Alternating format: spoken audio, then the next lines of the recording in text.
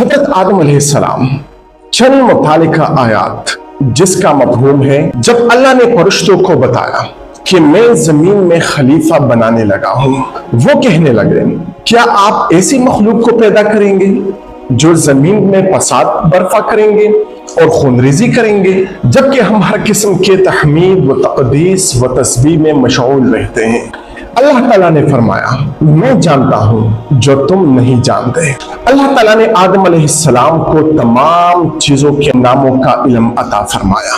फिर अल्लाह ताला ने वो तमाम चीजें फरिश्तों के सामने पेश की और अल्लाह ताला ने फरमाया मुझे इन तमाम चीजों के नाम बताओ अगर तुम अपने दावे में सच्चे हो। फरिश्ते कहने लगे मौला नुक्स से पाक तू ही है, हमें तो सिर्फ इतना इल्म है जो कि आपने हमें दी है। बिलाशुबा आप ही सब कुछ जानने वाली और खूब हिकमत वाले हैं।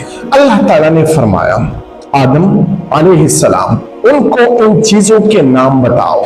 जब आदम अलैहिस्सलाम ने उनको इन चीजों के नामों के बारे में बताया तो अल्लाह ताला ने फरमाया मैंने तुम्हें नहीं कहा था कि मैं जमीन व आसमान की तमाम छुपी हुई चीजों को जानता हूँ और तुम्हारे जाहिर व बातिन को भी खूब जानता हूँ। फिर जब हमने फरिश्तों को हुक्म दिया कि आदम अलैहिस्सलाम के सामने सजदरेज हो जाओ तो तमाम फरिश्ते सजदरेज हो गए, लेकिन इब्लीस ने इनकार कर दिया।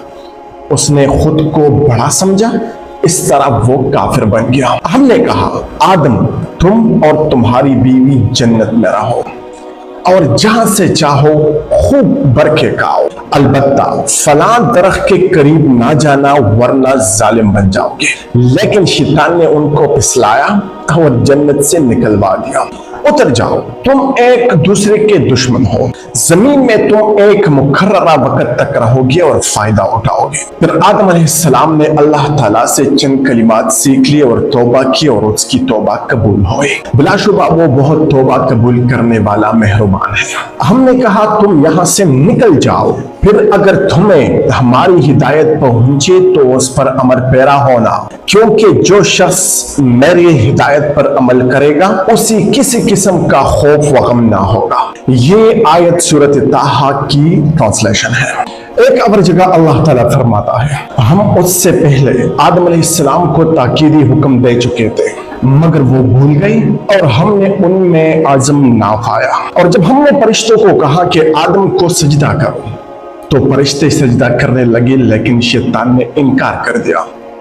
उसने खुद को बड़ा समझा, इस तरह वो काफिर हो गया। हमने कहा ए आदम अलैहिस्सलाम ये तेरा और तेरी बीवी का दुश्मन है, कहीं ये तुम्हें जन्नत से निकलवा ना दे कि तुम मुसीबत में फंस जाओ। यहाँ तो तुझे सहूलत हासिल है कि तुम ना भूख को महसूस करते हो, ना नंगे हो, ना प्यास लगती है, ना धूप। लेकिन शैतान ने उसे बहकाया ए आदम अलैहिस्सलाम मैं तुम्हें एक ऐसी दरख्त ना बताऊं जिससे तू हमेशा रहेगा और ना खत्म होने वाली बादशाहत नसीब होगी।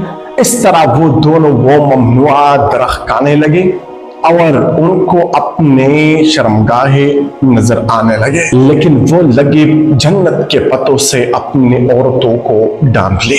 गोया आदम अलैहिस्सलाम ने अपने रब की नाफरमानी की सूरत बनाई, इस तरह वो राह रास्त से भटक गए। लेकिन तौबा करने पर अल्लाह ताला ने उन्हें नबी मुंतखब कर दिया और उन्हें राह रास्त पर ले आए। फरमाया तुम दोनों जन्नत से उतर जाओ, तुम एक दूसरे के दुश्मन होगे, लेकिन अगर आपको मेरी हिदायत पर पहुंचे तो मेरी हिदायत पर अमल पैरा होना। जो शख्स मेरी हिदायत पर अमल करेगा वो ना राह रास्त से बटेगा ना मुसीबत में पड़ेगा। अल्लामा इब्न साद और इब्न असाकिर रहमहुल्लाह ने इब्न अब्बास रज़ियल्लाहु अन्हु से रिवायत नकल की है कि हजरत आदम अलैहिस्सलाम को हिंदुस्तान में और हवा को जद्दा में उतारा गया था। वो उनकी तलाश में निकले तो हजरत आदम अलैहिस्सलाम की हवा से मुज़दलिफा में मुलाकात हुई और उस मुकाम को मुज़दलिफा कहने की वजह भी यही है, मतलब मुलाकात वाली जगह। और उस मुकाम को जमा भी कहते हैं और कुरान मजीद में इसको मशअरुल हराम भी कहते हैं, क्योंकि वहां पर हाजी लोग एक रात के लिए जमा होते हैं। एक रिवायत ये भी है कि जब अल्लाह ने हजरत आदम अलैहिस्सलाम को जमीन पे उतारा तो वो हिंदुस्तान में उतारा था। वहां से मक्का मुकर्रमा चले गई और वहां से शाम गई और वहां पर फौत हो गए। लेकिन इस बारे में वारिद रिवायात ये हैं कि हजरत आदम अलैहिस्सलाम को हिंदुस्तान के सेलूल इलाका, जिसको आजकल श्रीलंका कहते हैं, वहां पर एक जजीरा है जिसको हम सरंदीफ कहते हैं, वहां पर उतारा गया था। इस बारे में इब्न बतूता अपने सफरनामे में लिखते हैं कि मैं उस जजीरे में गया इस अर्ज के लिए कि मैं हजरत आदम अलैहिस्सलाम की कदम मुबारक के नक्श देखूं। तो उस जजीरे में लोग हजरत आदम अलैहिस्सलाम को बाबा और हवा को मामा कहते हैं। लेकिन इसमें बाज अहले इल्म ये भी कहते हैं कि हजरत आदम अलैहिस्सलाम जबल अबू कुबैस नामी पहाड़ी, जो कि बैतुल्लाह के बिल्कुल करीब है, वहां पर दफन किए गए हैं। अल्लामा तिब्री, इब्न असीर और याकूबी की रिवायत की बिना पर राजिह कौल ये है कि तौबा की कबूलियत के बाद जिब्राइल अलैहिस्सलाम ने हजरत आदम अलैहिस्सलाम को अराफात पे ले आए, वहां पर अफ़आले हज सिखाई, वहां पर फौत हो गए और जबल अबू कुबैस नामी पहाड़ी के दामन में दफन किए गए। मुजमल रिवायात में ये भी है कि जब हजरत आदम अलैहिस्सलाम को जमीन पर उतरने का हुक्म मिला तो वो हिंदुस्तान में उतरे, और हिंदुस्तान में उनके उतरने का जो मारूफ मुकाम बताया जाता है वो मौजूदा भारत के जुनूब में सरंदीफ का इलाका है। माजी करीब में उसे लंका या सिलून भी कहते थे, लेकिन अब इसका नाम श्रीलंका है और एक आजाद मुल्क है। और बरतानवी हिंद में ये इंतजामी तौर पर ब्रिटिश इंतजामिया का हिस्सा था। आम रिवायत के मुताबिक हजरत आदम अलैहिस्सलाम को हिंदुस्तान में और हवा को जद्दा में उतारा गया था। फिर चलकर दोनों अराफात के मुकाम पर आ गए, इसलिए इस मैदान का नाम अराफात पड़ गया, क्योंकि दोनों ने इसी मुकाम पर एक दूसरे को पहचाना था। और ये कससुल कुरान में मौजूद है। सरंदीफ मतलब श्रीलंका, ये मुल्क जजीरे नुमाई दक्कन के जुनूब मशरिक बहर हिंद में वाक़या है। इसका दारुल हुकूमत कोलंबो है। आबनाई पाक इसको भारत से जुदा करती है। इसमें एक पहाड़ी की चोटी पर इंसानी कदम का निशान है, जो मुकामी मुसलमानों के नजदीक हजरत आदम अलैहिस्सलाम की कदम की निशानी है, जबकि बुद्ध मत के पैरोकार ये ख्याल करते हैं कि ये महात्मा बुद्ध की निशानी है और हिंदू उसी देवता से मंसूब करते हैं। ये बात भी जहन नशीन कर ले कि श्रीलंका में ज्यादा तादाद मतलब आबादी वो बुद्ध मत की है, जबकि मुसलमानों की आबादी 10% और हिंदू की तादाद वो 25% है। सरंदीफ में इस्लाम पहली सदी हिजरी में वारिद हुआ। सरंदीफ मतलब श्रीलंका में मुसलमान अरब ताजर थे।